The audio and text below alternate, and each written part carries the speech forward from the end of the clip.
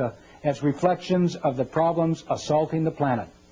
They fear the Vaca will be, at best, an oasis in the desert of the future, and at worst, a place where dreams die. Even if Strong is fictionalizing and imagining, why would he even suggest these things? The point remains, something important is going to happen at the Unsaid Earth Summit.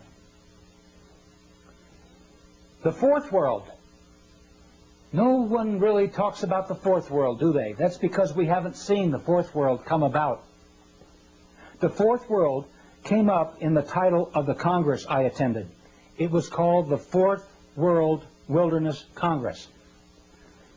Maurice Strong said it was called the Fourth World because it was the fourth one of these environment congresses that Edmund de Rothschild had created.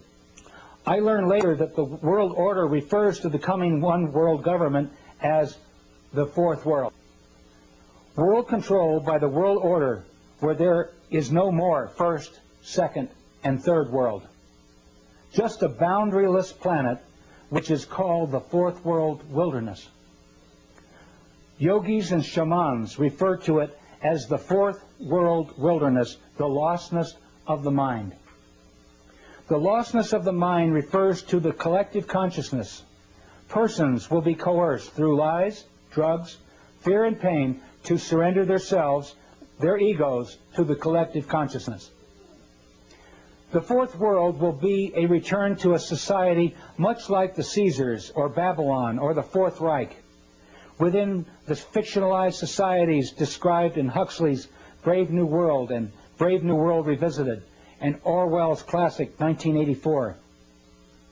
We will flourish with only a whimper.